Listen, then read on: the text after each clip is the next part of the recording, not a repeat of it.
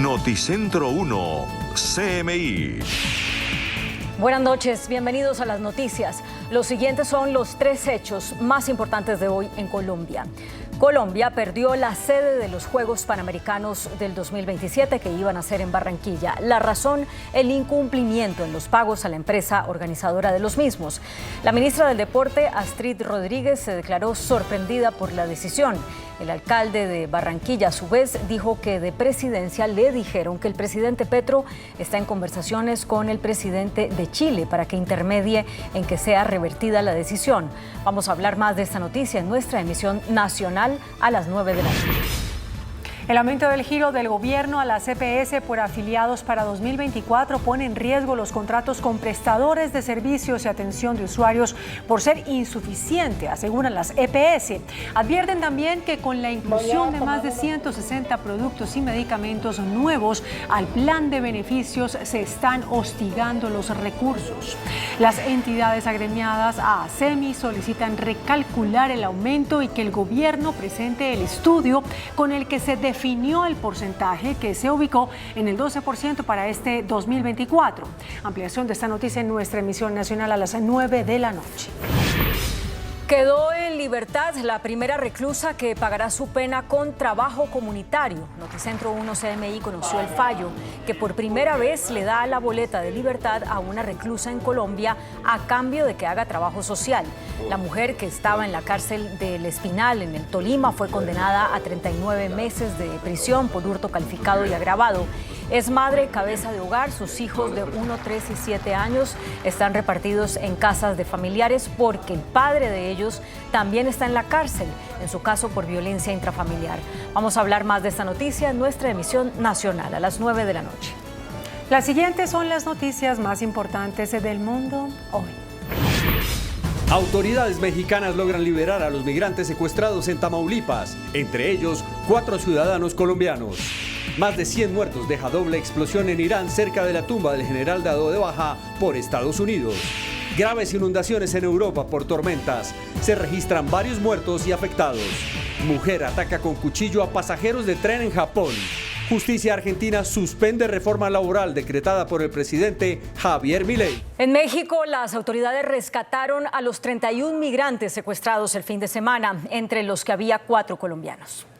El vocero de la presidencia de la República Mexicana, Jesús Ramírez Cuevas, confirmó que habían sido rescatados los 31 migrantes que el pasado sábado 30 de diciembre habían sido secuestrados por un grupo armado en el estado de Tamaulipas, frontera entre México y Estados Unidos. Entre el grupo se estima que habían al menos 4 colombianos, varios venezolanos, ecuatorianos, hondureños y mexicanos.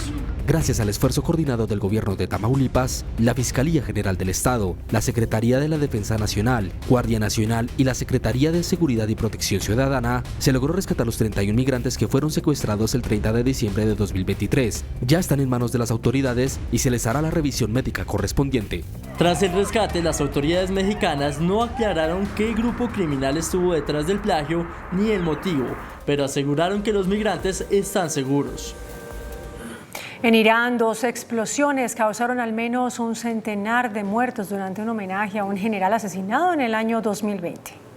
Al menos 103 personas murieron y más de 200 fueron trasladadas a centros asistenciales luego de 2 detonaciones cerca de un cementerio en Irán, donde se estaba celebrando una ceremonia para conmemorar el 4º aniversario de la muerte del máximo comandante del país, Qasem Soleimani, quien murió en el año 2020 tras un ataque con drones estadounidenses. El presidente iraní Ebrahim Raisi dijo a una multitud en Teherán que el movimiento político que apoya el Estado judío pagará por el bombardeo.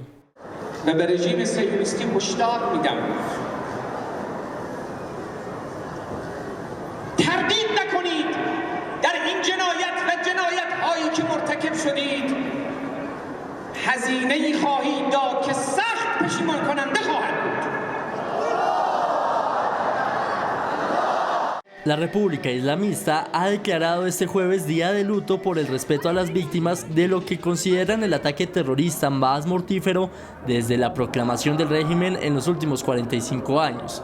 Hasta el momento ningún grupo se ha atribuido todavía la responsabilidad de los ataques.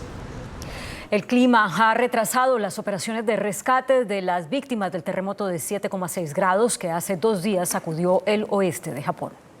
Con más de 60 muertos confirmados, el gobierno nacional pidió a las fuerzas de defensa visitar los centros de evacuación para definir la ayuda necesaria en Japón.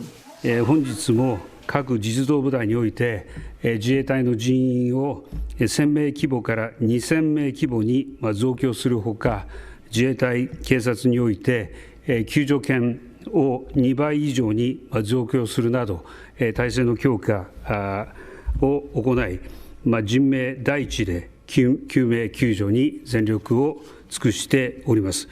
Los derrumbes y la ubicación remota de las zonas más afectadas han complicado los esfuerzos de rescate, por lo que la magnitud total de los daños y las víctimas sigue sin estar clara. Las autoridades, por su parte, indican que se espera mal tiempo y nuevos temblores en la región, haciendo un llamado a los residentes locales que estén atentos a los deslizamientos de tierra y actúen teniendo en cuenta la seguridad. Egipto detiene la mediación para finalizar la guerra entre Israel y Hamás tras el asesinato del segundo líder del grupo miliciano. Por su parte, Israel dice que continuará intensificando la ofensiva.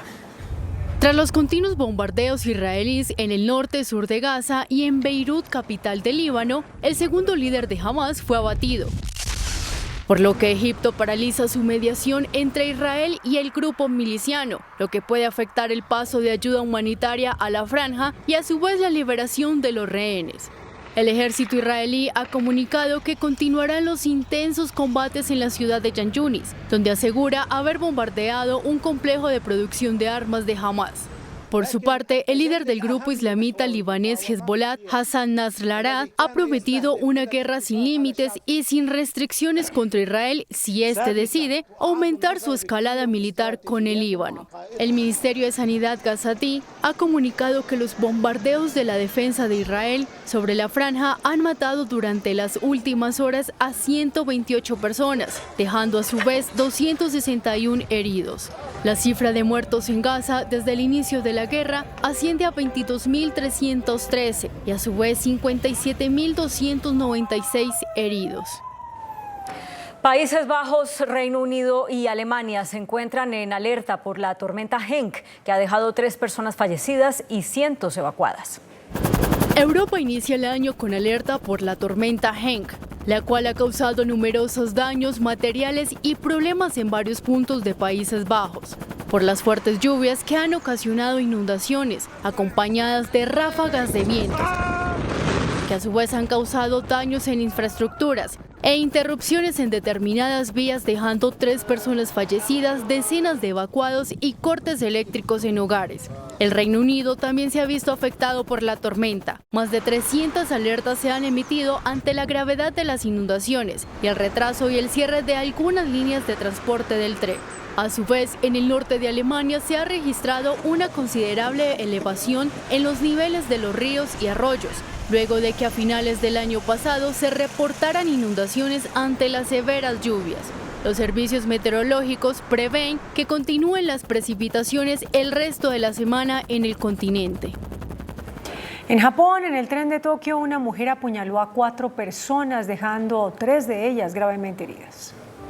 En el tren de Tokio, Japón, se vivió un momento de terror cuando una mujer sacó un arma cortopunzante y apuñaló a 4 personas, dejando 3 de ellas gravemente heridas. Las 4 personas lesionadas fueron trasladadas a un hospital para recibir atención médica. El hecho ocurrió cuando el tren de la línea de bucle Yamanote, una de las rutas más utilizadas de Tokio, fue suspendida debido a problemas en la estación de Akibara. El Departamento de Policía Metropolitana reportó que detuvo a la agresora. Por el momento se desconoce el motivo por el cual causó el incidente, por lo que las autoridades iniciaron investigación. Los crímenes violentos no son frecuentes en Japón, ya que tienen leyes estrictas de control de armas. Sin embargo, en los últimos años se han producido varios casos sonados de ataques con cuchillos al azar e incendios provocados en el metro. Y Ucrania lanzó nuevos ataques con misiles contra Crimea y las regiones rusas Belgorodod y Kursk. Funcionarios rusos aseguraron que todos los misiles ucranianos fueron derribados y que no dejaron víctimas ni daños de gravedad. Las autoridades de Rusia se vieron obligadas a cerrar temporalmente una subestación eléctrica en la ciudad Zelensko-Gorsk de 100.000 habitantes para reparar los daños de un ataque aéreo y a su vez le pidieron a la población resguardarse. De otra parte, la Unión Europea sancionó a Alrosa, la empresa rusa líder en el comercio internacional de diamantes, que es la principal productora de piedras preciosas con un 30% del mercado global, que reporta 4.000 millones de euros a Moscú cada año. El expresidente de Estados Unidos, Donald Trump, apeló la decisión del estado de Maine de expulsarlo de la papeleta electoral para las primarias republicanas debido a su presunto papel en el asalto de sus simpatizantes al Capitolio el 6 de enero de 2021. La apelación de Trump ante la Corte Suprema de Maine alega que la demócrata Sheena Willows, secretaria de Estado, no tiene jurisdicción en el asunto y pide ser incluido en el tarjetón de las primarias del 5 de marzo. El recurso argumenta que la funcionaria abusó de su discreción y se basó en evidencia poco fiable. Médicos residentes de Inglaterra iniciaron una huelga de 6 días para pedir mejoras salariales significativas. Más de 70.000 trabajadores de la salud en Reino Unido están protestando por el descontento con la oferta del gobierno de un aumento salarial del 8.8%, cuando según ellos, estas propuestas no son suficientes para hacer frente al aumento del coste de vida en Reino Unido, a lo que desde el Ministerio de Salud británico aseguran haber tomado importantes medidas a favor de los trabajadores.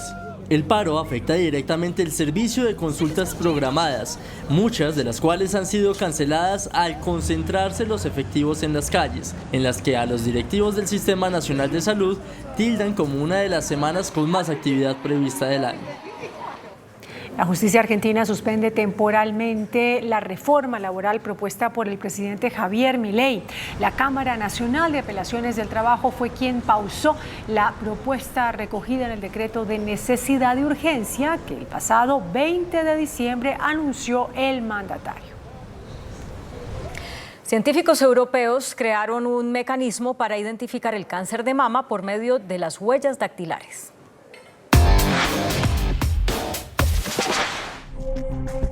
¿Puede el sudor de la yema del dedo de una mujer ayudar a detectar el cáncer de mama? Un grupo de investigadores británicos ha desarrollado una prueba de huellas dactilares que ofrece una alternativa indolora y no invasiva a las mamografías actuales. Según los expertos, el sudor contiene muchas moléculas diferentes, pero este proyecto se desarrolla por medio de las proteínas con las que cuenta. Lo que hacen los científicos es detectar esas proteínas, los diferentes niveles de expresión que indican si un paciente tiene una patología benigna, tiene cáncer temprano en etapa o es metatásico, y usan la inteligencia artificial para que tenga sentido. Hola, muy buenas noches, bienvenidos a Entrevistas Canal 1. Recuerden, este es el horario habitual de Pregunta Yamit, de nuestro director, Yamid Amat.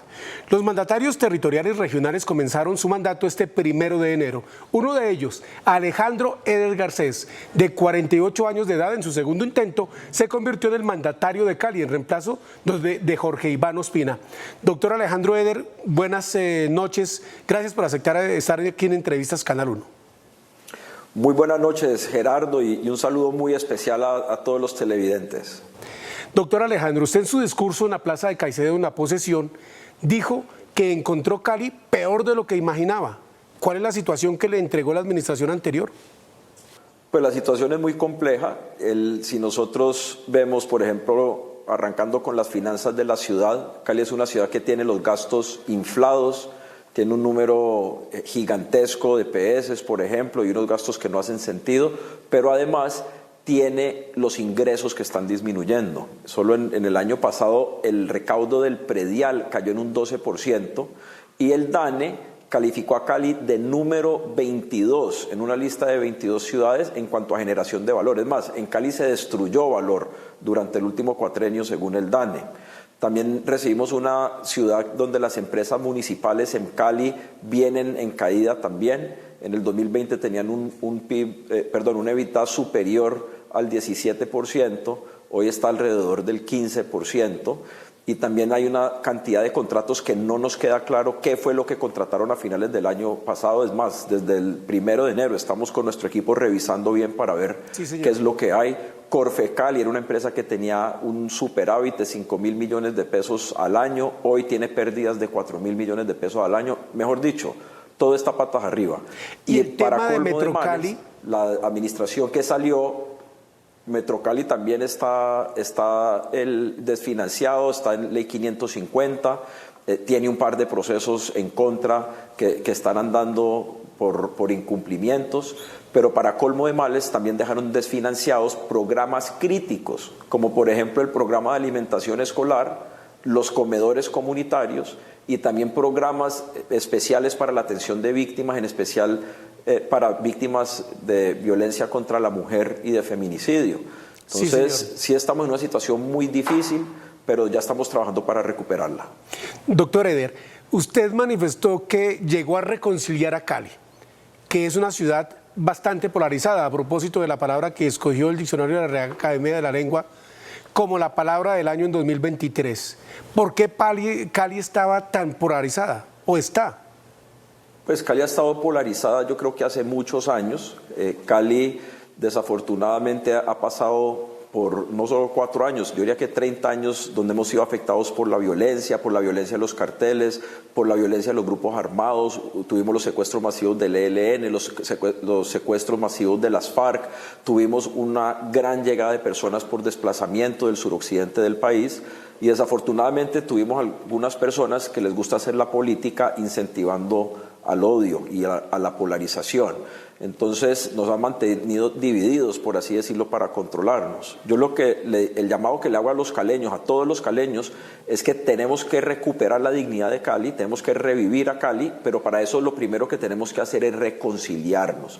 Tenemos que empezar a construir un sueño compartido de lo que es nuestra ciudad y tenemos que juntarnos para resolver los problemas. Ese es un llamado que yo le he hecho a los distintos sectores políticos, a quienes les he propuesto que hagamos una paz política en la ciudad y que nos dediquemos a resolver los problemas, también a sectores sociales, a sectores empresariales, a todos les mandamos el mismo mensaje y es: los caleños tenemos que estar unidos y reconciliados para sacar a Cali adelante.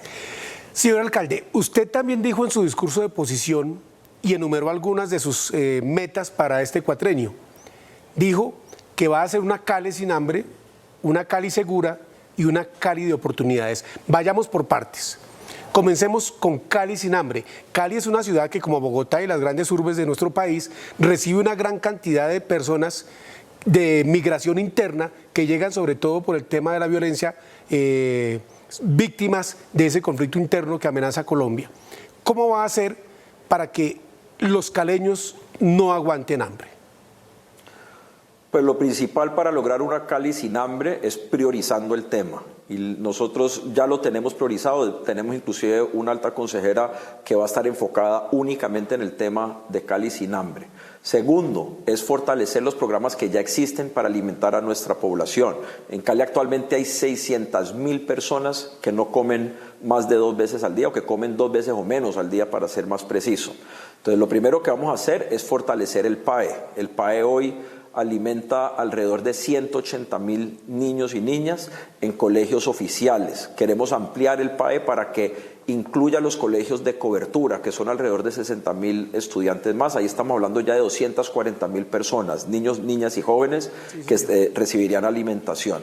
También queremos fortalecer la red de comedores comunitarios. Actualmente hay 756 en Cali que operan intermitentemente. Desafortunadamente, tanto PAE como comedores están desfinanciados en este momento porque no dejaron recursos, pero lo que buscamos es que los 756 comedores funcionen bien, con buen alimento, 7 días a la semana, 365 días al año. Eso es lo que estamos buscando. De esa manera podríamos estar alimentando unas 80.000 personas y si logramos aumentar a 1.000 comedores, podríamos estar hablando de otras 100.000, 110.000 personas. O sea que podríamos entre estos dos programas alimentar a 350.000 personas. Sí, señor. Evidentemente, la mejor forma de luchar contra el hambre es generando desarrollo. Para eso tenemos que generar empleo, que es otro de los puntos.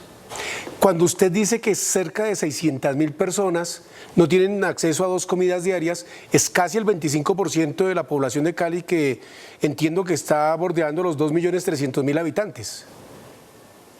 Es casi el 25%. Cali debe tener por ahí 2,5 millones de personas, pero sí, estamos hablando de una cifra importante, 1 de cada 4 caleños. ¿Y en cuál de las 22 comunas o localidades, como se llaman en la capital de la República, hay más necesidades de lo esencial para un día, como es la nutrición, la alimentación? Pues en las comunas, digamos, del oriente de Cali, la 14, la 15, la 16, la 11, la 21, también en las comunas de Ladera, la 18, la 20, la comuna 1, pero también, por ejemplo, en el centro de la ciudad, que estamos hablando de la comuna 3. El hambre desafortunadamente afecta todos los sectores de la ciudad, pero vamos a trabajar duro para enfrentar el tema. Pero sí reitero, si bien vamos a tener estos programas, fortalecer el PAE, fortalecer la red de comedores comunitarios, la mejor forma de combatir el hambre es generando empleo formal y digno. Y ese es nuestro segundo objetivo en esta alcaldía. Por eso es el Cali de oportunidades que usted enunció en su programa de gobierno. Así es, una Cali de oportunidades donde los jóvenes puedan estudiar, tanto el primaria y secundaria, pero también que tengan acceso a formación técnica, tecnológica. Queremos también trabajar con las universidades para que haya más acceso a la educación superior, donde se pueda emprender. Estamos impulsando una iniciativa para que cualquier empresa que se instale en Cali o que nazca en Cali durante el próximo cuatrenio no tenga que pagar el impuesto del ICA durante 10 años. De esa manera incentivamos que haya emprendimientos y que haya nueva inversión. Y lo que queremos lograr también es volver a traer la inversión a nuestra ciudad y apoyar a las micro, pequeñas y medianas empresas que hoy existen. La meta que tenemos es crear 100.000 nuevos empleos durante el próximo cuatrenio.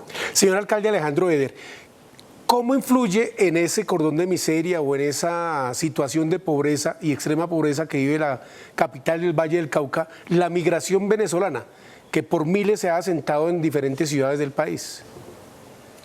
Pues evidentemente influye, no hay un número cierto de cuántos venezolanos han llegado a Cali, pero a nosotros nos llega migración no solo venezolana, también llega de otras regiones de Colombia, y últimamente por aquí pasan las filas de migrantes que van hacia el tapón del Darién en ruta a Estados Unidos. Entonces, si hay una afectación por parte de la migración, sí quiero ser muy claro en que por el hecho de ser migrantes no quiere decir que sean malas personas. Hay muchos migrantes que han llegado a Cali, que se han instalado, que están generando empresas, que están generando empleo, y el que quiera venir a Cali y salir adelante, bienvenido, y cumplir con la ley, aquí serán bienvenidos y contribuir a la riqueza de Cali. Pero no es bueno echarle la culpa a un grupo poblacional u otro por los problemas que tenemos. Me parece muy pertinente esa aclaración que usted hace, porque precisamente lo que no puede haber es xenofobia. Cuando los colombianos hemos sido migrantes, y hace unas décadas lo mismo, este año, el año 2023, tuvo un alto flujo de compatriotas que salió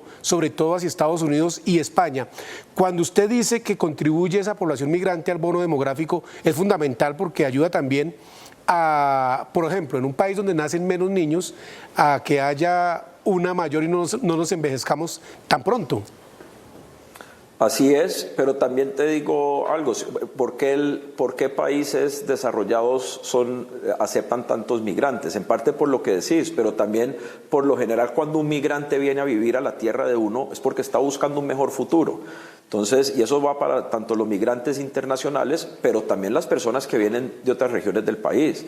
Cali es una ciudad, como decíamos ahorita, que tiene 2,5 millones de habitantes, pero más de la mitad de los habitantes no nacieron en Cali, llegaron de otros lados, y más o menos el 75% de los habitantes de Cali son hijos de personas que no nacieron en Cali. Entonces Cali es una ciudad de migrantes, esa es parte de nuestra fortaleza, y por eso hemos sido tan pujantes económicamente, socialmente y a nivel de la historia colombiana.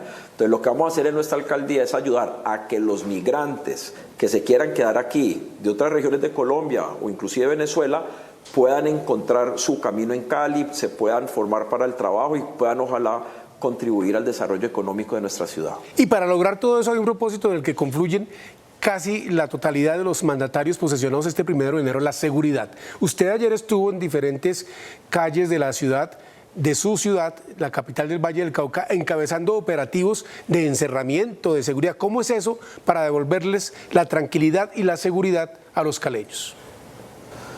Pues yo siempre fui muy claro en campaña que mi prioridad va a ser recuperar la tranquilidad para los caleños. Evidentemente esto es algo que depende mucho del gobierno nacional y estamos trabajando con las autoridades nacionales para que nos ayuden en este propósito, pero ya estamos tomando medidas desde nuestra alcaldía. Por ejemplo, el día de la posesión, el 1 de enero, terminada la posesión, mi primer acto fue participar en un Consejo de Seguridad Metropolitano que duró desde las 6:30 hasta las 10:30 de la noche. De ahí de ese proceso nosotros ya veníamos trabajando con la policía un plan para blindar a Cali. ¿Qué quiere decir eso? Que empiece a haber presencia territorial, control territorial de la ciudad, y tenemos mayor presencia de la fuerza pública, tenemos una serie de retenes móviles que están por toda Cali, cuidando las calles, chequeando las personas que van pasando por ahí. Lo mismo con el tema de movilidad, ya estamos recuperando el orden en las vías. Desde ayer, 2 de enero a primera hora, los agentes de tránsito tienen la orden de empezar a recuperar el control en las vías, que se respeten las normas de tránsito, que no se vuelen los semáforos en rojo, que no se abuse del espacio público, por ejemplo, montando motos por los andenes. Y ya estamos recuperando ese orden, porque el orden de la ciudad también influye en la seguridad de Cali. En ese sentido, yo aprovecho para pedirle a los caleños, a las caleñas que nos están viendo, a que por favor colaboren con las autoridades. Si los paran en un retén, por favor amables, que la policía simplemente está haciendo su trabajo para cuidarnos. Si los llegan a parar en un retén de tránsito, de la movilidad, tampoco se ofusquen, simplemente cumplan con las normas de tránsito y no van a tener ningún problema. Él es Alejandro Eder, un profesional en Relaciones Internacionales y Filosofía del Hamilton College, también con un máster en Relaciones Internacionales de la Universidad de Columbia, nacido en Washington, pero alcalde de Cali, más caleño no puede ser. Ustedes lo oyen hablar ahí, salsero por supuesto, padre de 2 pequeños hijos y con 315.000 votos en su segundo intento. En 2019 sacó 134.000. Es desde este 1 de enero el alcalde de Cali. Vamos.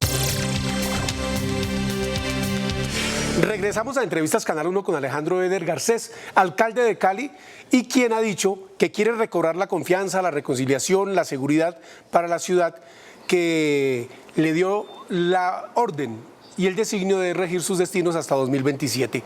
Doctor Alejandro Eder, Cali era recordada en Colombia y famosa por un eslogan, la capital cívica de Colombia. ¿Qué hacer para recobrar ese civismo que hace tanta falta en las grandes urbes? Claro, no, Cali era la capital cívica y todo el mundo recuerda cómo en Cali hacían cola para montarse al bus y cómo la gente pues era amable y las calles estaban limpias, pero te cuento que esa Cali era hace 40 años. Y a veces uno no hace cuentas, pues, pero en verdad ha pasado mucho tiempo, por eso digo que el problema no es solo el último cuatrenio. ¿Cómo vamos a recuperar la Cali cívica? Primero, reconociendo que Cali cambió. Yo lo mencionaba ahorita en el primer tramo, y es que Cali es una ciudad de migrantes. Aquí han llegado muchas personas en los últimos 30 años y digamos que culturalmente Cali ha cambiado. Seguimos teniendo nuestras raíces caleñas, cívicas, alegres, salseras, pero tenemos que encontrar esa nueva caleñidad, tenemos que cambiar de piel, por así decirlo.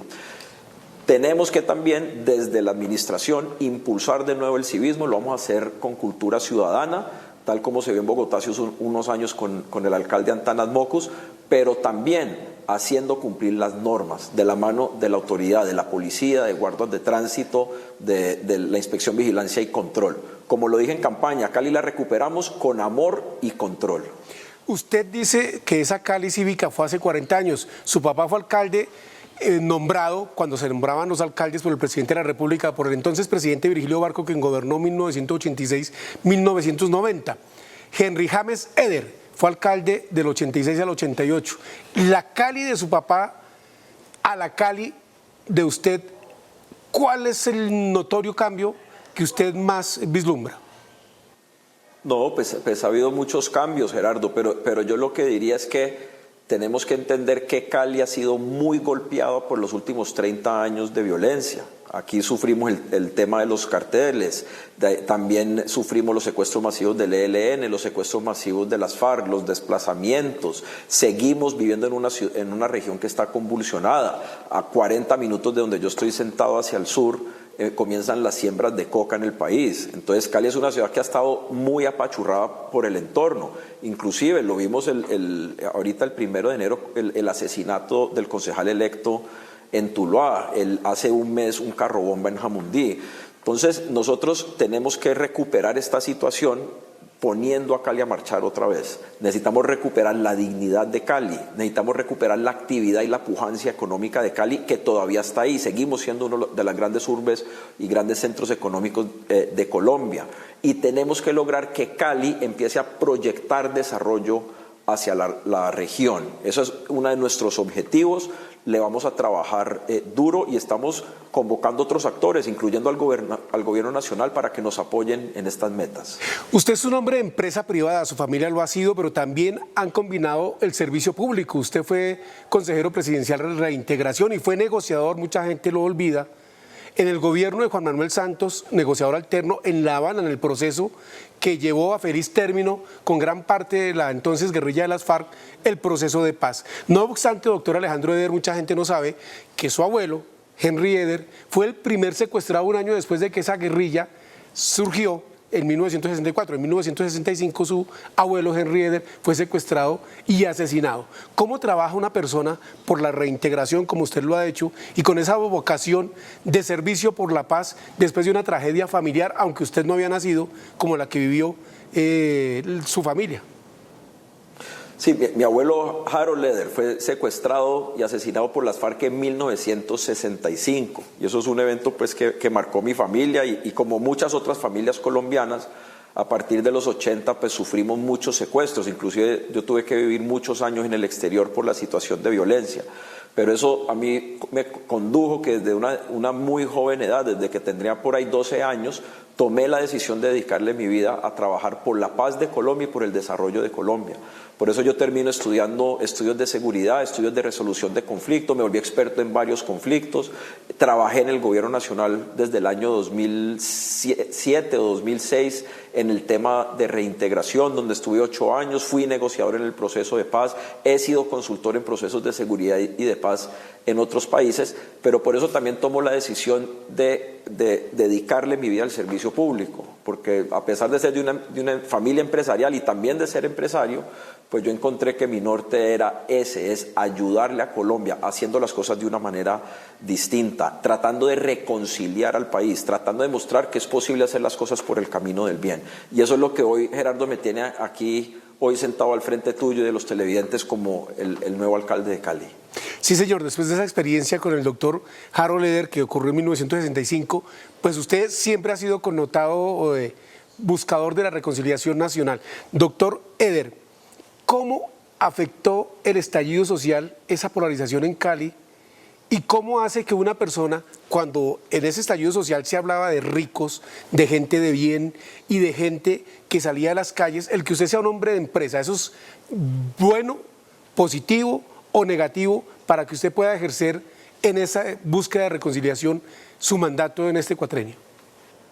Pues Gerardo, yo creo que mi victoria, que con 315.000 votos a 100.000 votos del que llegó de segundo, y con votos por toda la ciudad, en todos los barrios, en barrios populares y en barrios de estrato alto, significa que lo que Cali quiere es un cambio, y lo que Cali reconoce es que Alejandro Eder es un hombre que quiere hacer las cosas por el bien, para el bien de los ciudadanos.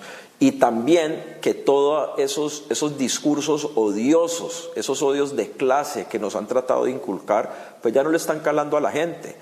Nosotros aquí lo que necesitamos no es que haya menos empresas, necesitamos más empresas, porque con las empresas vienen las oportunidades, con las empresas viene el empleo, las empresas son las que pagan los impuestos, y con esos impuestos, si se cuida la plata y se administra bien, es que hay más inversión social, más educación, mejores parques, mejores vías. Entonces, lo que yo encontraba en las calles de Cali es que la gente me decía, mire, Alejandro, usted es un hombre honesto, y yo voy a votar por usted porque usted nos va a cuidar la plata. Y también ocurrió otra cosa, Gerardo. Sí. ¿Quién dijo que era delito o que era malo uno ser empresario de una familia empresarial? Para bien o para mal, mi familia lleva 160 años generando empleo en nuestra región. Y aquí en Cali, en el Valle del Cauca, se reconoce el gran aporte que se ha hecho. Entonces, aquí estamos enfocados en trabajar por Cali para que Cali vuelva a ser una ciudad sólida. Y si Cali está bien, ponerle la firma, Gerardo, que Colombia va a estar mucho mejor. Usted tiene una experiencia empresarial y gerencial, por supuesto, por lo que acaba de decir de los negocios que ha tenido su familia. ¿Eso se puede trasladar al servicio público con eficiencia para que no se pierdan los recursos que son de todos, así con esa pulcritud como deben manejarse los negocios familiares? Claro, yo diría que sí, pero hay que ser claros en que la administración privada y la administración pública son muy distintas. Por eso yo creo que lo que yo le aporto a Cali hoy es que yo tengo casi 20 años de experiencia en lo público. Yo entiendo cómo funciona la contratación pública, conozco muchos buenos funcionarios públicos. Por cierto, muchos hoy me están acompañando. Hoy tenemos un gabinete de lujo para nuestra ciudad. Pero sí hay ciertos valores que uno puede traer de lo privado a lo público. Por ejemplo, un tema como hacer que rinda la plata.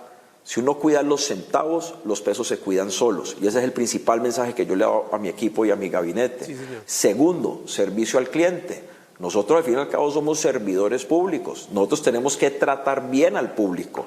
Y eso es como en una empresa cualquiera, como cuando uno va a un almacén Éxito o a un Carulla o lo que sea, pues que uno lo trata bien es porque hay una cultura de servicio al cliente.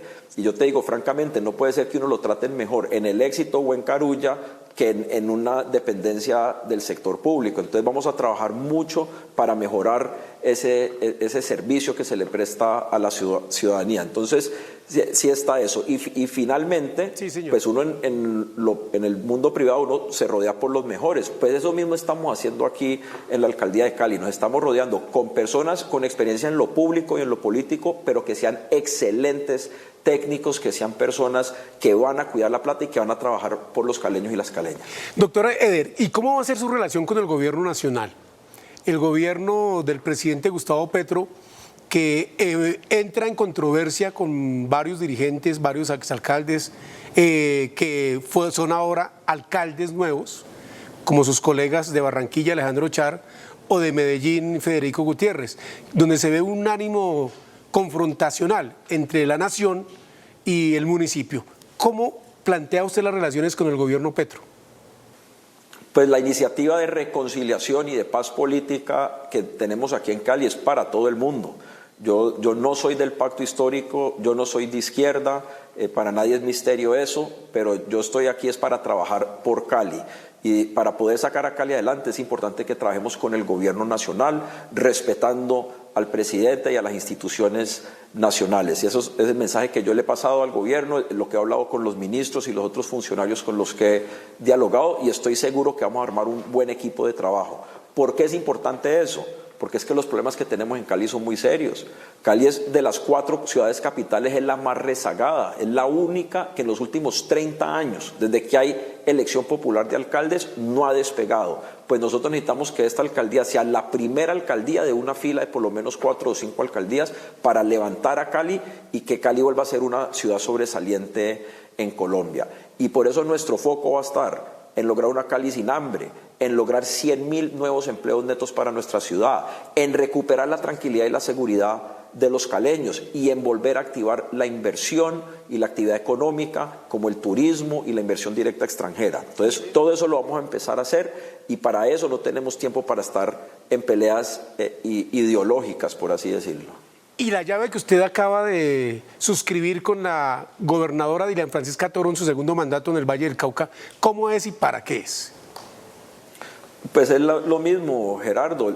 Yo creo que hablando con la gobernadora el otro día, hace más de una década, el gobernador del Valle y el alcalde de Cali no trabajaban de la mano. Y eso es absurdo, porque es que Cali al fin y al cabo es la capital del departamento del Valle y es la capital regional del suroccidente colombiano. Entonces, con la gobernadora nos pusimos de acuerdo que vamos a trabajar de manera constructiva para sacar la región adelante, para recuperar la seguridad, para atraer empleo y en especial para sacar un proyecto estratégico para nuestra región que es el tren de cercanías. El tren de cercanías es un proyecto que eventualmente va a unir a Jamundí, Cali, Yumbo y Palmira, pero ya está listo. el tramo 1, que es el de Jamundí a Cali. Ya estamos listos para licitar en julio de este año.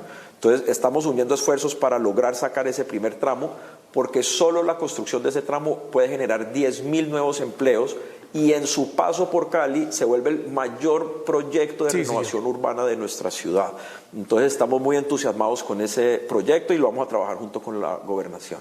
Muchas gracias, señor alcalde Alejandro Eder de Cali, Alejandro Eder Garcés, por participar aquí en Entrevistas Canal 1 y muy amable por aceptar esta invitación.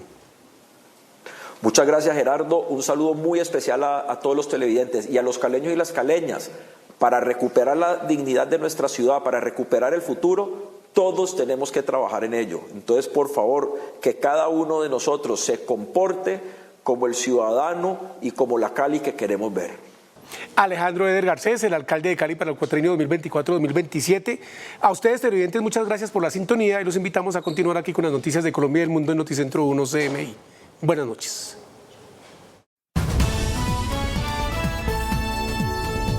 Noticentro 1 CMI. Colombia pierde la sede de los Juegos Panamericanos por incumplir los pagos a la organización. Ministra del Deporte se declara sorprendida con decisión de la organización de retirar la sede de los Panamericanos a Colombia. Alcalde de Barranquilla asegura que presidente Petro está haciendo gestiones con el mandatario chileno Gabriel Boric para revertir la decisión de los Panamericanos. Cancillería confirma que sirio detenido y señalado en Argentina por terrorismo es colombiano por adopción. Un soldado asesinado y otros 12 heridos en atentado del Clan del Golfo en Antioquia. Ordenan libertad de primera reclusa en Colombia que pagará su pena con trabajo comunitario. Entre hipótesis de asesinato de concejal de Tuluá, autoridades contemplan que haya sido un crimen político. Ministro del Interior encabezará cumbre por situación de orden público en Tuluá. Autoridad Nacional de Licencias Ambientales explica por qué frenó la licencia de ampliación de la autopista norte en Bogotá. Admiten tutela contra Consejo de Bogotá por presunta violación al Estatuto de Oposición. Informe de inseguridad en Transmilenio confirma que se registran 25 robos cada día en el sistema. Ministro de Hacienda asegura que se aleja el fantasma de la recesión en Colombia. Después de incumplir 2 veces con el pago de las obligaciones contraídas, Colombia fue despojada hoy de la sede para organizar tanto los Juegos Panamericanos como los Parapanamericanos de 2027, que fueron asignados a Barranquilla en 2021. Después de que Colombia no girara la suma de $4 millones correspondientes a los derechos de organización de los Juegos Panamericanos 2027, Pan Sports, el ente rector del deporte panamericano, tomó la determinación de retirar la sede de las justas a nuestro país. La decisión se dio a conocer a través de una carta enviada hoy por el presidente de Pan Sports, Neven Illich, al presidente del Comité Olímpico Colombiano, Ciro Solano. Pan Sports retira la organización de los 20º Juegos Panamericanos del año 2027 de la República de Colombia, el Departamento del Atlántico de Colombia, la ciudad de Barranquilla y del Comité Olímpico Colombiano. Colombia ya había incumplido una vez la cancelación de 2 pagos que sumaban en total $8 millones. Pago de $4 millones correspondientes al pago por derecho de organización de los Juegos, la cual debía pagarse el 30 de julio de 2022. Pago de $4 millones correspondientes a la concesión de derechos de medios que debía pagarse el 30 de julio de 2023. A pesar del retraso, la Organización Panamericana del Deporte había otorgado un nuevo plazo, como lo evidencia el comunicado oficial publicado hoy. El pasado 19 de octubre, Barranquilla solicitó una prórroga en los plazos para poder cumplir con el contrato. La propuesta fue aceptada por Pan Sports, teniendo una nueva fecha, el 30 de diciembre de 2023 y el 30 de enero de 2024. El dinero finalmente no se consignó y Pan Sports le bajó definitivamente el pulgar a Barranquilla. Ante la nula respuesta, una vez cumplido el nuevo plazo, el Comité Ejecutivo de Pan Sports ha tomado la determinación indeclinable de retirar el derecho de ser la ciudad sede de la cita continental en 2027.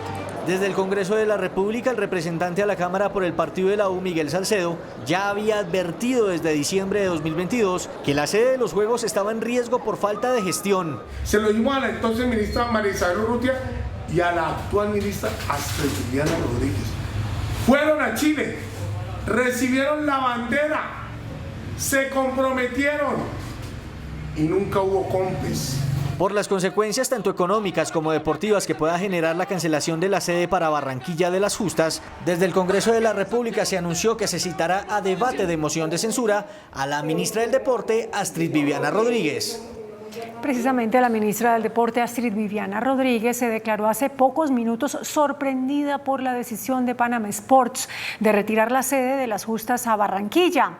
José Jiménez, buenas noches. ¿Qué más dijo la ministra? Hola, ¿qué tal? Muy buenas noches. Hace pocos minutos finalizó la rueda de prensa con la ministra del Deporte, Astrid Rodríguez. Se mostró sorprendida por la decisión de Panam Sport de finalizar en su totalidad con los Juegos Panamericanos en el 2027 en Barranquilla. Se refirió también al diálogo que tuvo con el presidente del Comité Olímpico Colombiano, Ciro Solano.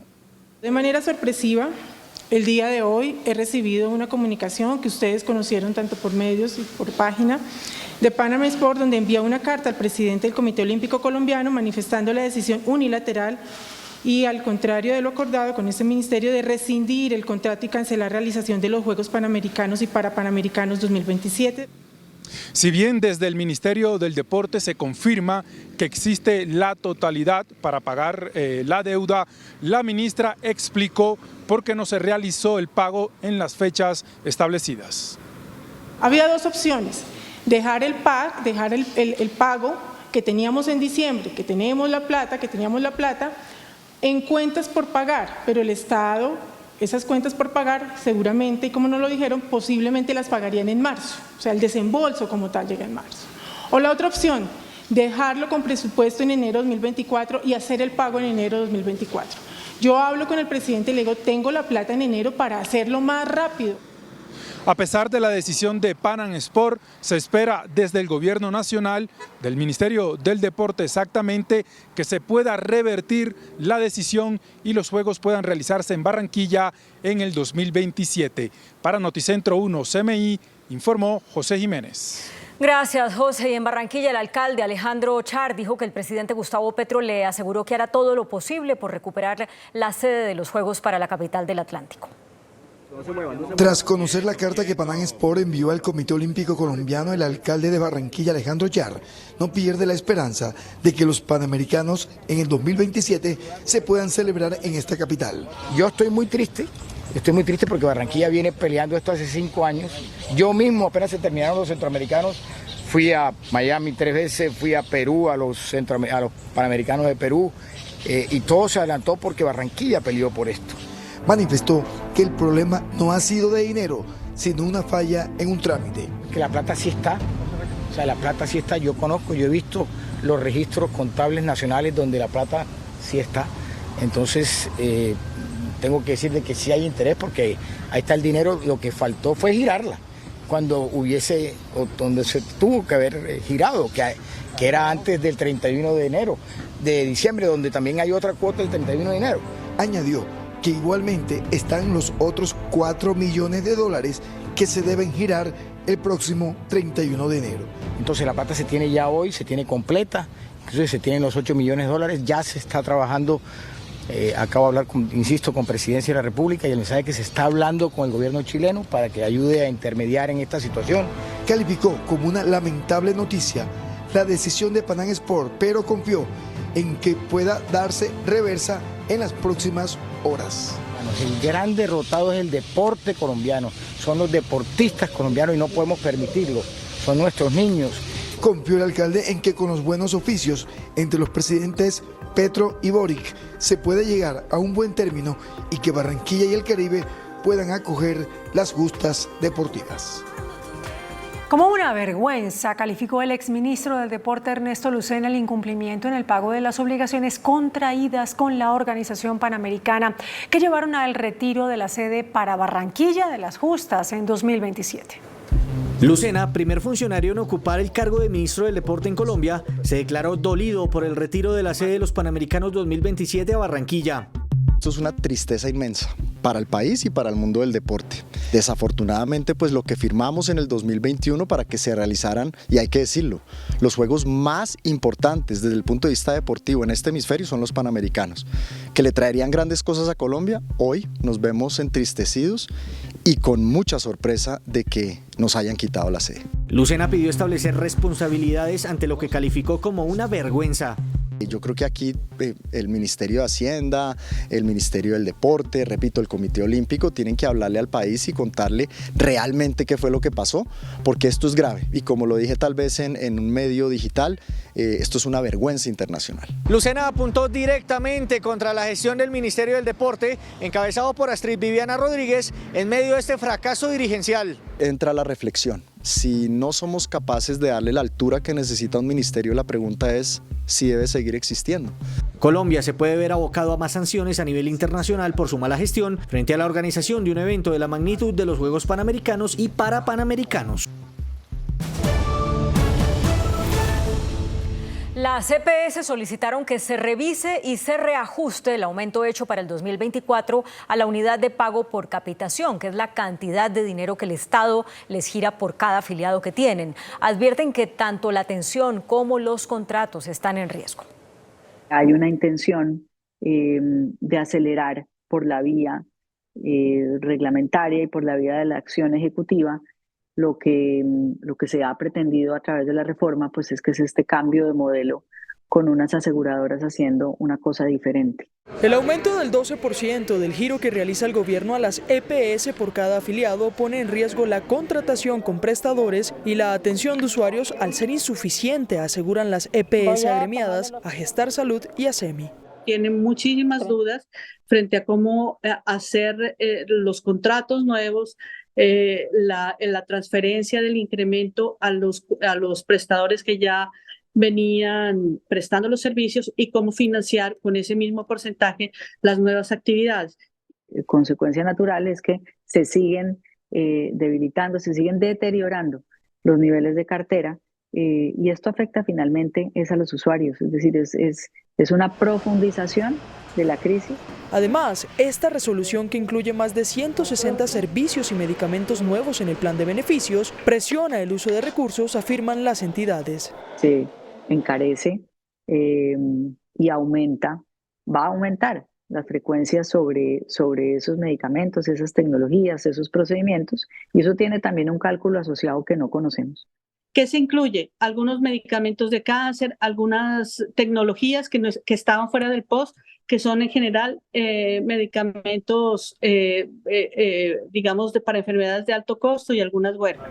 Este noticiero conoció que hoy se presentó un derecho de petición al Ministerio de Salud para que exponga el estudio que se tuvo en cuenta para definir el aumento. Particularmente las EPS del régimen contributivo, todas superan con más del 90% la calidad de la información que es el requisito para considerarla en este estudio de suficiencia que se hace anualmente. Las EPS alegan también un 5% que el gobierno fijó para ampliar los equipos extramurales que irán a las regiones. Afirman que falta recursos para transporte y algunos elementos médicos. El INVIMA sigue sin director en propiedad. Por cuarta vez el gobierno nacional anunció una dirección encargada. Aunque el presidente nombró a Germán Velázquez, su ubicación en el cargo no se ha dado aún en propiedad. En su lugar nombraron como directora encargada a la ingeniera Jenny Pereira, quien se venía desempeñando como asesora del despacho del ministro de Salud. Y culminó un Consejo de Seguridad en Carepa, Antioquia, en el que participaron autoridades departamentales y el Ejército Nacional. Esto luego del ataque del Clan del Golfo en Turbo, que dejó un militar asesinado por la activación de explosivos. En medio de un patrullaje del ejército en la vereda Los Enamorados del municipio de Turbo, Antioquia, fue atacada con explosivos una unidad militar de la 17ª Brigada del Ejército que se desplazaba en este vehículo. Hemos tenido 12 heridos y un soldado muerto. El soldado profesional Orlando Caballero, en acciones contra el Clan del Golfo en Turbo. Según las autoridades, se trató de un ataque por parte de la subestructura Juan de Dios Úsuga del Clan del Golfo, donde fue asesinado el soldado profesional Luis Orlando Caballero y 12 uniformados más resultaron heridos, entre estos 2 suboficiales. Es una retaliación del Clan del Golfo. nosotros hace pocos días capturamos a uno de sus cabecillas, alias Allende, dedicado al narcotráfico plena y totalmente. Es una expresión netamente cobarde del Clan del Golfo. Luego del ataque, altos mandos militares lideraron un consejo de seguridad en instalaciones del cantón militar de la 17ª Brigada en Carepa, Antioquia, liderado por el comandante del Ejército Nacional, general Luis Mauricio Ospina, y el gobernador de ese departamento, Andrés Julián Rendón. Y expreso mi más sentido saludo de condolencia a los familiares de nuestro soldado caballero, como también a los familiares de nuestros heridos en este evento totalmente condenable por parte de quien se ha establecido como hasta ahora esta estructura del Clan del Golfo, que hace de manera leve un atentado en contra de nuestros hombres que se desplazaban a tomar un dispositivo para garantizar precisamente el trabajo que se necesita en las vías para la afluencia turística que en este fin de semana que se aproxima se viene presentando. Información de inteligencia militar detalla como responsable del ataque contra los uniformados a alias El Indio. Este sujeto en 2022 habría sido nombrado por Chiquito Malo y los esquemas de poderosos cabecillas del Clan del Golfo. Wilder de Jesús Alcatraz, alias El Indio, hace parte del Clan del Golfo desde el 2012 y habría ordenado este ataque de hoy. Un hecho perpetrado por la subestructura Úsuga, bajo el comando de alias El Indio. Ya dentro de nuestro plan de recompensas hemos decidido desde el gobierno departamental ofertar por ese criminal una recompensa hasta 50 millones de pesos. Además sería el encargado de liderar extorsiones a comerciantes en el municipio de Turbo. En entrevista con Noticentro 1 CMI, el nuevo comandante de la Policía del Valle de Aburrá, general Óscar Lamprea, anunció un plan especial de seguridad para líderes, niños y mujeres en la ciudad de Medellín. He ocupado todos los cargos que hacen parte de la vigilancia en la Policía Nacional. De igual manera, ya en los últimos años me he desempeñado como comandante operativo en la Metropolitana de Cali. De igual manera, fui comandante en el departamento de Bolívar, comandante en el departamento del Caquetá. Él es el brigadier general Óscar Andrés Lamprea, quien reemplazará al general Rosenberg Novoa como comandante de la Policía del Valle de Aburrá. Bueno, es importante mencionar que dentro de las estrategias para garantizar la seguridad de más de 4 millones de habitantes del área metropolitana, vamos a garantizar la seguridad de nuestros niños, niñas y adolescentes. De igual manera, la estrategia donde garantizaremos la seguridad a todas las mujeres del área metropolitana del Valle de Aburrá. Caldas, La Estrella, Sabaneta, Envigado, Itagüí, Medellín, Bello, Copacabana, Girardota y Barbosa, Antioquia, estarán a cargo del recién ascendido al rango de brigadier general. Es por ello que vamos a trabajar articuladamente con esta administración, con el doctor Federico Gutiérrez, con todo su gabinete y de igual manera con los alcaldes que hacen parte de nuestra metropolitana del Valle de Aburrá. Desde 1995 hace parte de la policía. Tiene estudios en administración policial y administración de empresas, posgrado en investigación de accidentes de tránsito y seguridad. Estaremos trabajando de la mano con todos los líderes comunitarios, con los empresarios, con los diferentes gremios que hacen parte allí del área metropolitana. La ceremonia de transmisión de mando estuvo liderada hoy por el director de la Policía Nacional. Fueron detenidos 3 hombres sospechosos de planificar un acto terrorista en Argentina. Portaban documentos de nacionalidad venezolana y colombiana. El Ministerio de Seguridad de Argentina anunció la detención de 3 sospechosos de preparar un posible atentado en el país. Las autoridades confirmaron que los detenidos son de origen sirio y libanés, poseedores de documentación venezolana y colombiana. La sospecha se intensificó cuando se detectó un paquete internacional de 35 kilogramos enviado desde la República de Yemen, lo cual catalogaron como un movimiento sospechoso, pista que resultó clave para proceder con la captura de los 3 hombres en operativos distintos. Uno de los presuntos terroristas accedió al territorio nacional a través de Colombia, haciendo uso de su verdadero nombre en la documentación. Y en Colombia, el Ministerio de Relaciones Exteriores reveló que uno de los 3 ciudadanos sirios detenidos en Argentina, sospechosos de terrorismo, tiene nacionalidad colombiana otorgada en mayo de 2022. Se procedió a la detención. El comunicado oficial del Ministerio de Relaciones Exteriores de Colombia reseña que el gobierno de Argentina ya informó, por vías consulares, de la detención de un supuesto terrorista sirio quien, además, tiene pasaporte colombiano y que fue detenido en Buenos Aires junto a otras 2 personas también de ascendencia siria. Dice el comunicado, Chazan Naen Chatay es colombiano por adopción, según resolución 3368 del 17 de mayo de 2022, por lo cual se le brindará al connacional la asistencia consular prevista en la Convención de Viena. Dice el comunicado de la Cancillería, que informa además que el sistema judicial argentino ya le definió un abogado de oficio. Chazan Naen Chatay fue detenido este 2 de enero en Buenos Aires, luego de operativos conjuntos entre la Policía Federal Argentina, la Unidad de Investigación Antiterrorista y la Policía de Seguridad Aeroportuaria.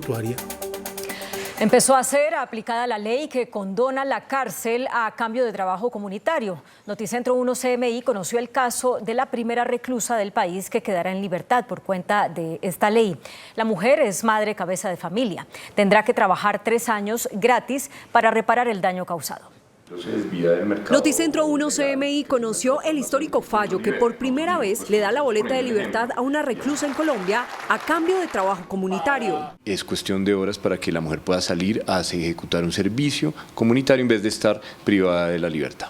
Esta es la primera mujer que saldrá efectivamente de la cárcel en virtud de la decisión del juez. Es el caso de una mujer, madre de 3 menores de edad, condenada a 39 meses de prisión por el delito de hurto calificado y agravado y quien permanece recluida en la cárcel del Espinal, Tolima. El objetivo de esta medida es que de un corte restaurativo puedan las mujeres estar sirviéndole a la sociedad y no perdiéndose en un centro penitenciario. La mujer es madre cabeza de hogar. Sus hijos de 1, 3 y 7 años están repartidos en casas familiares porque el padre también está privado de la libertad por el delito de violencia intrafamiliar, condiciones que valoró el juez para convertirla en la primera reclusa del país en recibir el beneficio de conmutar su pena por trabajo comunitario. El delito se produce ante la carencia de oportunidades estatales y necesidad para garantizar un sustento alimenticio a los menores de edad. Se tiene claro que existió una comunión de necesidad real que motivó la conducta punitiva. El servicio público se cumplirá en la Confraternidad Carcelaria de Colombia. La reclusa tendrá que pagar sin remuneración 1.170 días de servicio comunitario. Hay un sinfín de plazas, hay cerca de 2.000 plazas disponibles para mujeres que puedan salir a constituir estos programas. Hay plazas que se podrán hacer, por ejemplo, en el Instituto Colombiano de Bienestar Familiar, pudiendo alistar temas de archivos o alistar temas que permitan adelantar temas de trabajo comunitario. En el país hay 17.000 mujeres en las cárceles, de las cuales 2.800 podrían quedar en libertad a cambio de prestar servicio público. No pueden ser beneficiarias de esta ley las mujeres que han cometido varios delitos o han cometido delitos graves, como por ejemplo el homicidio, porque normalmente sus penas son mayores.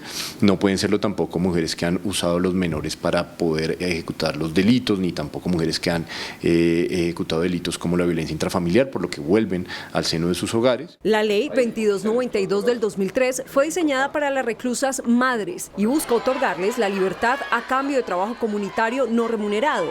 Tienen que ser madres cabeza de familia, condenadas por delitos menores o de pobreza, y la pena debe ser menor a los 8 años. Las autoridades en Tuluá estudian la posibilidad de militarizar el municipio tras el atentado del concejal Eliesid Ávila ocurrido el 31 de diciembre pasado y que causó su muerte días después. Autoridades evalúan si el crimen tiene carácter político. Este miércoles se cumplieron las exequias del concejal tulueño Eliesid Ávila, quien fue atacado con arma de fuego el pasado 31 de diciembre. Este sería su tercer periodo de trabajo en la corporación edilicia. Frente a las hipótesis del hecho, esto fue lo que indicó el secretario de Gobierno. Hay otras versiones que el mismo señor alcalde ha manifestado frente a raíz de un proceso que se está surtiendo, que es la elección de personero municipal. A partir de allí hubo unas amenazas también frente a alguna intervención que él hizo, y esto, bueno, será materia de investigación de las autoridades competentes. El día 12 de agosto de 2023, desconocidos dispararon en contra de la casa materna del concejal Ávila. Aún así, no contaba con esquema de seguridad. Hoy tenemos un problema con la UNP a nivel nacional, a nivel local. La UNP no ha atendido ni está atendiendo efectivamente los requerimientos de la ciudadanía tulueña. En ese sentido, ni el alcalde municipal de Tuluá tiene hoy un estudio de nivel de riesgo, tiene unas medidas provisionales, pero no ha sido posible ni desde que fue candidato, ni inclusive ahora que es alcalde. Las autoridades en el Valle del Cauca ofrecen una recompensa de hasta 50 millones de pesos a quien dé información sobre los autores materiales de este hecho. Y el ministro del Interior, Luis Fernando Velasco, anunció hoy una cumbre para analizar la situación de orden público en Tuluá, Valle del Cauca. En diálogo telefónico con Noticentro 1 CMI, el ministro del Interior, Luis Fernando Velasco, expresó su preocupación por las denuncias del alcalde de Tuluá, Gustavo Vélez, quien señaló la existencia de una alianza político-criminal en su municipio, y la cual estaría detrás del asesinato del concejal del Partido Conservador, Eliesid Ávila, ocurrido a final de año. Por esta razón, el ministro Velasco encabezará mañana una reunión para analizar la situación de orden público que se presenta en el municipio considerado el corazón del Valle del Cauca. El alcalde tendrá el respaldo del gobierno nacional. Esta misma semana nos reuniremos en el Valle con el señor alcalde y con el nuevo comandante de policía del departamento, coronel Cristancho, dijo el ministro en su cuenta de X. En la reunión, anunciada por Velasco, quien suspendió esta semana unos días de descanso para ocuparse del tema de inseguridad en Tuluá, está también prevista la presencia de la gobernadora del Valle, Dilian Francisca Toro, y de los mandos militares de la región. Tras un consejo de seguridad en Buenaventura, las autoridades anunciaron nuevas medidas para luchar contra la delincuencia en el principal puerto del Pacífico. Debido a la situación de violencia en Buenaventura, la gobernadora del Valle, Dilian Francisca Toro, presidió un consejo de seguridad para tomar medidas y así garantizar el orden público en la ciudad. En el área urbana se está realizando una estrategia en Buenaventura, la vamos a intensificar, una estrategia en donde vamos a luchar contra el homicidio y contra la extorsión, básicamente. Y en ese sentido, pues la estrategia que está funcionando la vamos a potencializar con más motos que vamos a alquilar, motos y carros para que haya mucha más movilidad de la policía. Paralelamente a estas medidas se adelantará un plan social con las comunidades más afectadas por la violencia. Necesitamos que la población, que la comunidad de Buenaventura sea consciente que es imposible tener armada y policía en todas las comunidades y que vamos a priorizar de acuerdo a las dificultades que tengamos y aspiramos en un año no tener esas dificultades que hoy tenemos. La mandataria seccional indicó que el tema de la tregua entre Chota y espartanos será tratado directamente con el gobierno nacional. En Buenaventura en diciembre pasado se cometieron 18 homicidios y 134 en todo 2023. Noticentro 1 CMI conoció un informe sobre los delitos cometidos por menores de edad en Colombia. Entre enero y septiembre de 2023, 276 adolescentes fueron sancionados por cometer homicidios. Los mayores de 14 años y menores de 18 que cometen delitos son procesados por el sistema de responsabilidad penal para adolescentes. En Colombia el año pasado y con corte de septiembre fueron sancionados 3.424 jóvenes y en 2022 fueron más de 4.200. De 276 menores que el año pasado fueron sancionados por homicidio, 245 fueron varones y 31 fueron niñas. 199 de ellos fueron privados de la libertad en centros especiales. 23 de esos menores sancionados por asesinatos fueron reincidentes, es decir, volvieron a matar. En 2022, de 355 jóvenes sancionados por asesinar, 23 reincidieron y en 2021, de 384 sancionados por dicho delito, 27 reincidieron. Aunque la cifra de homicidios es considerable, hay más jóvenes sancionados por robar. Por el delito de hurto entre enero y septiembre de 2023 fueron sancionados 1.065 adolescentes. De ellos, 303 fueron privados de la libertad. En 2022, 1.482 adolescentes fueron sancionados por robar y en 2021, 1.429 jóvenes. Entre el total de jóvenes sancionados en 2023, 741 de ellos fueron por delitos sexuales, 352 por delitos relacionados con armas, 291 por violencia intrafamiliar y 131 por delitos asociados a las drogas. Por cada uno de los jóvenes internados en centros especializados, el Estado paga alrededor de 2.7 millones de pesos mensuales. Según estableció Noticentro 1 CMI, entre enero y el 31 de octubre del año pasado, se presentaron 103 fugas en un universo de 1.399 adolescentes que fueron internados o privados de la libertad en centros especiales. Esta información cobra especial relevancia por el asesinato del concejal de Tuluá, Eliesid Ávila, atribuido a un sicario de tan solo 17 años. Noticentro 1 CMI conoció la declaración de Alejandro Noreña, uno de los contratistas implicados en la red de corrupción en el Departamento de Prosperidad Social, quien entregó detalles sobre la participación de senadores activos en la estructura delincuencial. Alejandro Noreña, un contratista y lobista, sería uno de los eslabones de la Fiscalía en el escándalo de corrupción que involucra al senador Ciro Ramírez y al exdirector del Departamento de Prosperidad Social, Pierre García, con el amaño de millonarios contratos. El testigo decidió colaborar con la Fiscalía y entregó información sobre cómo operaba la red de corrupción en la que hay más senadores involucrados organizados en lo que él llama un combo. Siempre me manifestó que el cupo del DPS era del combo. Mario Castaño siempre aducía que el combo era el llamado Triángulo de las Bermudas de la Comisión Cuarta del Senado de la República, es decir, que solo pasaba lo que ellos querían. Dice el testigo que durante la administración anterior de Prosperidad Social, los congresistas de dicha comisión incluso discutían por los bajos montos entregados. En un momento la bolsa queda cerca de 40.000 millones de pesos. Caterín Rivera, asistente del senador Ciro Ramírez, me llama y me cuenta que la bolsa ya está muy pequeña y ella me dice, escríbele a Pierre. La Corte Suprema de Justicia investiga el rol de 6 congresistas en la trama de corrupción. La Contraloría General abrió una investigación por la presunta pérdida de 16.000 millones de pesos en la administración de bienes entregados por paramilitares. El ente fiscal abrió 2 investigaciones al Fondo de Reparación de la Unidad de las Víctimas por montos que suman 16.157 millones de pesos. Investigan presuntas irregularidades encontradas en la administración y monetización de los bienes entregados por los desmovilizados de los grupos armados dentro del marco de la Ley de Justicia y Paz. Concretamente, inconsistencias en la administración de 12 inmuebles entregados por paramilitares que debían generar utilidades y por los que no habrían cobrado los cánones de arriendo, generando un detrimento patrimonial. El gobierno emitió un comunicado aclarando que la investigación de la Contraloría obedece a la denuncia presentada por la Unidad para las Víctimas el 28 de octubre de 2022. La entidad informó presuntas irregularidades relacionadas con el pago de cánones de arrendamiento, ocupaciones sin el lleno de requisitos, deterioro o falta de mantenimiento de los bienes, entre otras situaciones. La Fiscalía le pidió al gobierno de Estados Unidos colaboración para atacar los miles de casos de bandas de tráfico de migrantes en la frontera con Panamá.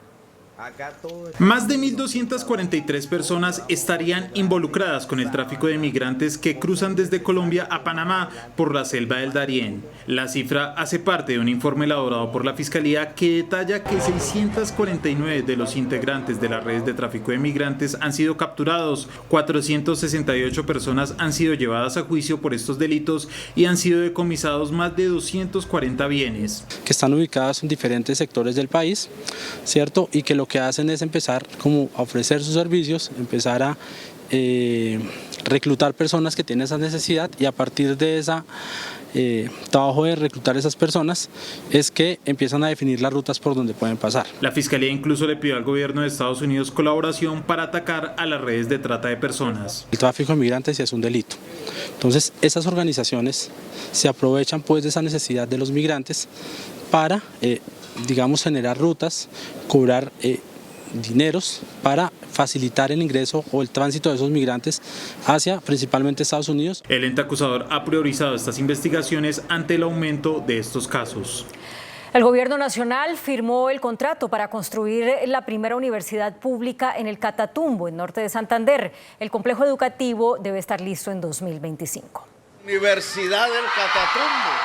La Universidad del Catatumbo es una de las promesas más importantes del presidente Gustavo Petro para el norte de Santander, una región azotada por el conflicto y las economías ilegales. Aunque no se pudo iniciar en el 2023, el gobierno acaba de firmar el contrato para diseñar el complejo educativo. Se firmó el acta de inicio ya para el contrato que tiene por objeto hacer el diseño y la construcción de la Universidad del Catatumbo. La construcción iniciará a final de año por etapas y el gobierno no esperará que todo el proyecto esté listo para ponerlo en funcionamiento. Módulo construido, módulo en funcionamiento y así cuanto antes comience a prestar el servicio para el cual se construye.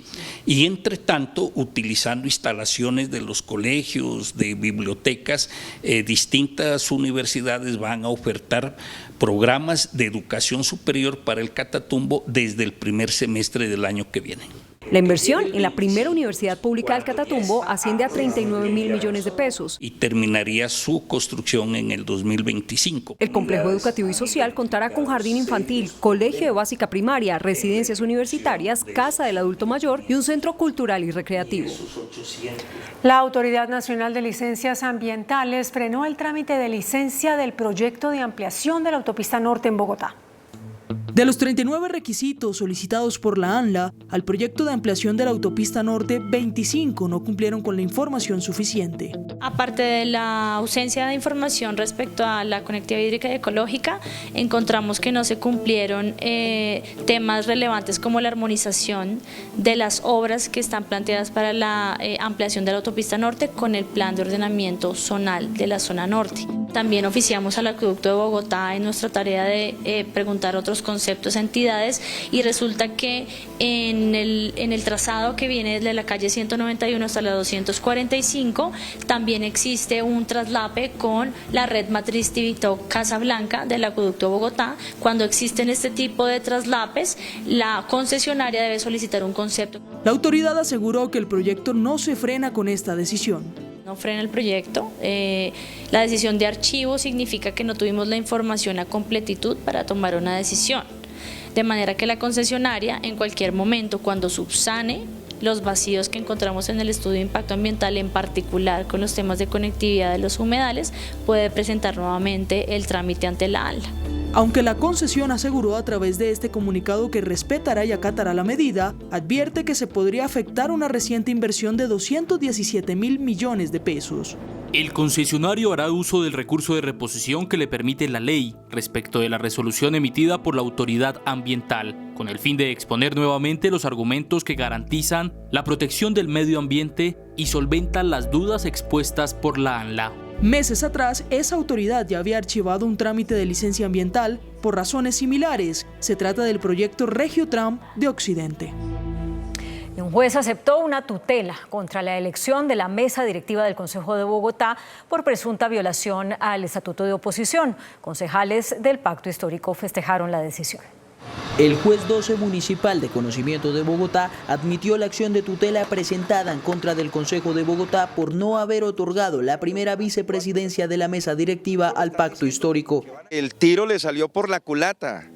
En Colombia definitivamente los ciudadanos no están dispuestos a que se mancille la democracia, que se hagan jugaditas en contra de los derechos fundamentales de la oposición. Hay un estatuto de la oposición. El juzgado le concedió a la corporación 24 horas para sustentar legalmente dicha decisión y también al Consejo Nacional Electoral el mismo plazo para entregar información sobre la presunta violación al estatuto de oposición. Nosotros como bancada del Pacto Histórico y particularmente como Colombia Humana, nosotros nos declaramos en oposición durante 20 minutos en una larga exposición frente al alcalde Carlos Fernando Galán a las 4 de la tarde. Era imposible que a las 6 de la tarde se le entregara la primera vicepresidencia a un hombre que es reconocido porque hace parte del establecimiento político y que seguramente es parte y hará parte de la coalición de gobierno. Fue la designación de Rolando González de Cambio Radical como primer vicepresidente la que desató la molestia en los cabildantes del Pacto Histórico. 9.351 casos de hurto se presentaron al interior de Transmilenio en 2023, un promedio de 25 casos al día en el sistema de transporte masivo de Bogotá. La policía de Transmilenio anunció nuevas estrategias para este año. 25 robos al día se presentan al interior del sistema de Transmilenio. En el 2023 se registraron 9.351 casos y a pesar de que la cifra sigue siendo alarmante, es un 46% menos que los hurtos presentados en el año 2022. 113% de personas más, es decir, son 600 personas de más que se capturaron por diferentes delitos, especialmente, insisto, todo lo relacionado con hurto. De estas personas, el 30% quedó con una medida intramural. Los comparendos aumentaron drásticamente, pues en total se impusieron 201.574 y en la evasión, que es la conducta más castigada, se presentó un aumento del 121,3%. Por porte de armas blancas al interior del sistema se impusieron 30.005 comparendos en el 2023, casi 6.000 más que los registrados en 2022. A mayores controles, pues menor va a ser la evasión que se tiene en el sistema de transporte masivo. Pero aunado a esto, lo que hay que también resaltar es todo lo que se ha desarrollado con las puertas antievasión, con el fortalecimiento de gestores, con el fortalecimiento de reguladores, que nos han permitido en un trabajo articulado con Policía Nacional poder controlar este tema de evasión. Desde la Policía de Transmilenio anunciaron que habrá más cámaras de seguridad inteligentes al interior del sistema para seguirle haciendo frente a los hechos de inseguridad. La Secretaría de Movilidad de Bogotá entregó las cifras de las muertes por siniestros viales en la capital de la República durante el 2023. Fueron 543, sin incluir los últimos 2 días del año pasado. Siguen en aumento las cifras de fatalidades en accidentes de tránsito en Bogotá. A corte del 29 de diciembre de 2023 se tiene cuenta de 543 fallecidos, un aumento del 1,3% respecto al año 2022, cuando murieron 536 personas. Los motociclistas siguen siendo el actor vial que más fatalidad presenta en Bogotá. De los 543 muertos en 2023, el 55% iban conduciendo o como pasajeros de una motocicleta, es decir, 244 actores viales fallecidos. Los peatones registraron un aumento del 4,5% en muertes en siniestros de tránsito y siguen siendo el segundo actor vial que más muere en las vías de Bogotá. En donde se presentó una drástica disminución fue en la muerte de los ciclistas durante el año 2023, que pasaron de 82 en 2022 a 64 el año pasado, un 23,2% menos. Un policía de la Seccional de Tránsito y Transporte de Bogotá fue capturado. Según un informe de la Fiscalía Militar y Policial, el uniformado habría extorsionado a una ciudadana exigiéndole 4 millones de pesos para no realizar una multa de 30 millones de pesos y suspenderle la licencia de tránsito por 10 años. La infractora prefirió denunciar al patrullero que pagarle. Fue capturado en el sur de Bogotá un hombre que llevaba varios meses abusando sexualmente de su hijastra de 9 años de edad. Fue capturado en el sur de Bogotá un hombre de 31 años de edad que desde hace varios meses venía realizándole tocamientos indebidos a su hijastra. La niña ya en la entrevista con los psicólogos refería a que en muchas noches, en muchas veces, el hombre tocaba su cuerpo y sus genitales, entonces ubicaba sus manos en sus partes íntimas. El hombre salía de la habitación en las noches supuestamente al baño, pero irrumpía en el cuarto de la niña para tocarle sus partes íntimas. La madre se percató de los abusos cuando dejó dormir a la niña una noche en su habitación y el sujeto la empezó a abusar. La mamá extiende una colchoneta cerca de su cama, la niña se queda ahí en ese sitio. En la oscuridad el padrastro llega a ese punto, manosea nuevamente a la niña. La madre se da cuenta, prende con la luz de su celular, ya se da cuenta de los hechos y es en ese momento donde ya ella declara. Las autoridades hacen un llamado a los padres de familia para identificar casos de este tipo. Servicio Noticentro 1 CMI. En una entrega anterior les contábamos cómo expedir su licencia de conducción. Hoy le explican cómo renovarla. Recordemos que por normatividad colombiana son 10 años, después de los 60 años ya son 5 años, ya no tenemos que volver a hacer el curso de conducción porque ese curso es de por vida, pero lo que sí tenemos que hacer es el examen médico. Tiene un costo para automóvil de 106.700 y para motocicleta de 182.800. El embajador de Palestina en Colombia hizo un llamado al presidente Gustavo Petro para que Colombia reciba un grupo de niños heridos en la Franja de Gaza y puedan ser atendidos en el hospital militar. Los niños heridos podrían viajar al regreso del segundo vuelo humanitario que Colombia enviará a Gaza. que ese mismo avión pueda traer desde Gaza a muchos de los niños heridos, digamos, a raíz de los bombardeos israelíes. Esos niños están perdiendo sus extremidades porque allá en la Franja de Gaza no hay hospitales, no hay no hay medios, no hay combustible, no hay generadores. Entonces estos niños se están o muriendo o perdiendo sus extremidades. Quisiéramos que el gobierno colombiano nos ayude a traer por lo menos algún número de estos niños para ser tratados aquí en Colombia, en el hospital militar, por ejemplo.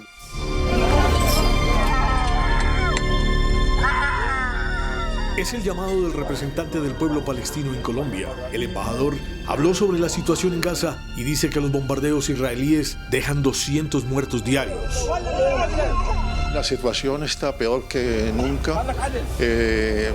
Podemos hablar ahora mismo de unos 22.000 palestinos que han sido asesinados durante estos 3 meses, 8.000 o más todavía muertos también o desaparecidos debajo de los escombros que no han podido ser rescatados. Estamos hablando casi de 60.000 heridos. Estamos hablando de una hambruna total en toda la Franja de Gaza. Sobre lo que está pasando en Medio Oriente con los ataques en Líbano y en Irán, el embajador dice que hay 2 razones. La primera razón es porque Netanyahu quiere alargar la guerra lo más posible para él poder seguir en el gobierno. El día que termina la guerra, cae el gobierno de Netanyahu y cae Netanyahu. Y la segunda es porque él no ha podido lograr nada. Y durante los 90 días en ese genocidio en contra de la población civil, eso es lo que ha podido él conseguir, matar a gente inocente. La Agencia de las Naciones Unidas, UNRWA, aseguró que Gaza es hoy la cárcel a cielo abierto más grande del mundo. Fueron liberados los migrantes secuestrados el fin de semana en México. De otra parte, un atentado en Irán dejó 103 personas muertas y al menos 200 heridas. Y en Europa se encuentra en alerta por la tormenta Henk. Las noticias del mundo en Noticentro 1 CMI. El gobierno de México anunció la liberación de los 31 migrantes que fueron secuestrados por un grupo armado de Tamaulipas en la frontera entre este país y Estados Unidos el pasado fin de semana. Entre ellos se encuentran 4 colombianos, varios venezolanos, ecuatorianos, hondureños y mexicanos. Las autoridades mexicanas no aclararon el motivo de la privatización de libertad, pero aseguraron que los migrantes están seguros. En medio de la conmemoración de la muerte del general de la división iraní, comandante de la fuerza Quds, Qasem Soleimani, estallaron 2 bombas en rápida sucesión contra una multitud que conmemoraba al general asesinado, la cual dejó 103 fallecidos y al menos 200 heridos. Las explosiones tuvieron lugar cerca de la mezquita Saeb al-Saman, donde se encuentra la tumba de Soleimani, en la ciudad de Kermán, en el sur de Irán.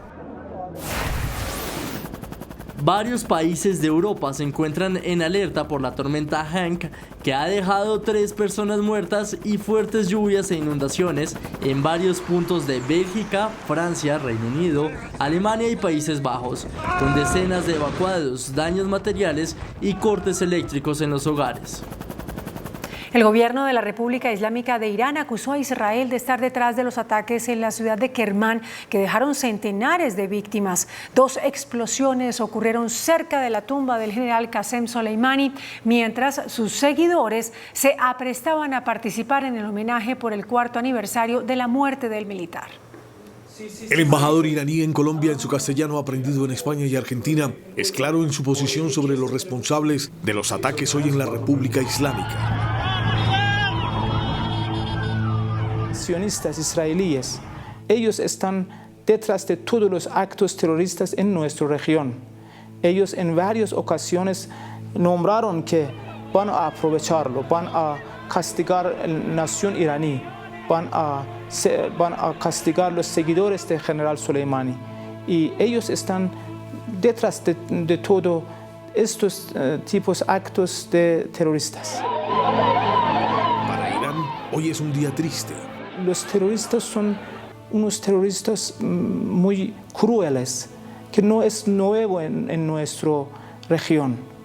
Nosotros tenemos terroristas muy radicales, muy extremistas, como de ISIS. Según el diplomático, Israel es un régimen fracasado. Van a fracasar, van a castigar con certeza, como dijo nuestro líder hoy en su mensaje de condolencia al pueblo iraní. Irán va a castigar todo lo que están detrás de este acto terrorista. El representante del país persa habló sobre la situación en Gaza. Estamos condenando este genocidio y decimos que cuanto antes tiene que poner un punto final a este genocidio. Hay que hacer un alto fuego lo antes posible. Esta es la primera entrevista que concede a un medio colombiano el embajador iraní en nuestro país. El ministro de Hacienda, Ricardo Bonilla, afirmó hoy que el fantasma de una recesión económica en Colombia está cada vez más lejos debido a la reactivación del comercio y del turismo al finalizar el 2023. En diálogo con Noticentro 1 CMI, el ministro de Hacienda, Ricardo Bonilla, les respondió así a quienes advierten una recesión.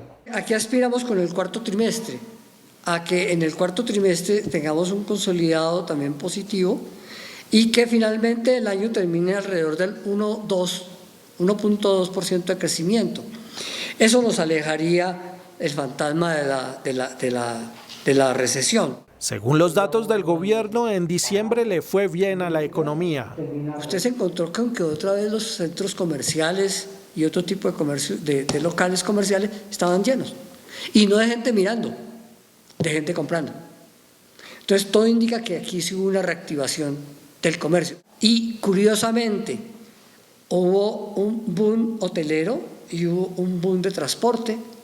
El ministro explicó que el propósito del presidente Gustavo Petro al plantear una revisión de la reforma tributaria es bajar la carga impositiva a las empresas y descubrir a quienes están eludiendo. Se trata efectivamente de bajarle las cargas a las empresas, pero que se le traslada a los propietarios de las empresas, que como personas naturales identifiquen realmente qué son y no que muchos de sus ingresos y de sus activos estén mezclados con la persona jurídica. Uno de los propósitos es detectar a quienes esconden su riqueza. Hay gente que esconde su patrimonio de persona natural en la persona jurídica. Y entonces pone su apartamento, pone la finca de recreo, pone sus carros en la persona jurídica. Paga las acciones de los clubes, hace muchas otras cosas y muchos de sus ingresos realmente aparecen es como gastos de la persona jurídica, pero no como ingresos de la persona natural. Señor ministro, ¿cuál es el principal nubarrón de la economía en este momento? No hay nubarrones de que volvamos a tener inflación alta. El niño puede ser un obstáculo. No hay el riesgo de un apagón o de un racionamiento eléctrico. Y la buena noticia para el país es que en el año 2024 deben entrar 2 gigas de generación solar. El gobierno anunció medidas contra los establecimientos u operadores turísticos que cometan abusos en sus cobros. Habrá multas y cierre de negocios. Un plan de choque para proteger los derechos de los turistas, tanto nacionales como extranjeros que visitan los lugares más frecuentados por esta época, como la ciudad de Cartagena y otras en el Caribe, lanzó el gobierno nacional, con acciones que incluyen un plan de choque para vigilar los cobros, multas para establecimientos que incurran en abusos, así como el cierre de estos establecimientos, la instalación de puntos de asistencia al turista y la activación de la red de protección al consumidor. También se propone realizar brigadas de inspección para proteger a los turistas. Colombia es un país turístico que vive del turismo, tenemos que cuidar al turista, orientarlo, protegerlo, cumplir los derechos que tienen, hacer respetar los derechos que ellos tienen como consumidores. Entonces, por ejemplo, los temas de la publicidad clara, en tema de precios, en condiciones, en ofertas, no propiciar, por ejemplo, ningún tipo de comportamiento asociado a la explotación sexual comercial de niños, niñas y adolescentes, al tráfico de la flora y la fauna, que también se presenta en esta temporada, e impulsar el tema del comercio justo, y pues todas las actividades que tienen que ver con un turismo mucho más responsable. El viceministro de Turismo también recordó que existen los canales a través de la Superintendencia de Industria y Comercio para denunciar abusos en los cobros de servicios turísticos. El índice de capitalización de la bolsa, que mide el comportamiento de las 25 principales acciones, cerró al alza. El índice selectivo MSCI Colcap de la Bolsa de Valores de Colombia subió 0,51% a 1.228 puntos. La acción que más subió fue la de Preferencial Grupo Sura, con un alza de 3,08% a 14.040 pesos. La acción que más bajó fue la de Villas, con una pérdida de 12,07% a 2.550 pesos. La más transada de la jornada fue Colcap, al movilizar más de 10.000 millones de pesos, con una variación positiva de 1,3% a 12.480 pesos. El dólar cerró al alza. Indicadores económicos en Noticentro 1 CMI. La tasa representativa del mercado que regirá para mañana será de 3.914 pesos. Los profesionales del cambio compran la divisa a 3.800 pesos y la venden a 3.920 pesos. Un euro cuesta hoy 4.248 pesos. La libra de café en Nueva York cerró a $1.86. El azúcar se transó en 20,67 centavos de dólar.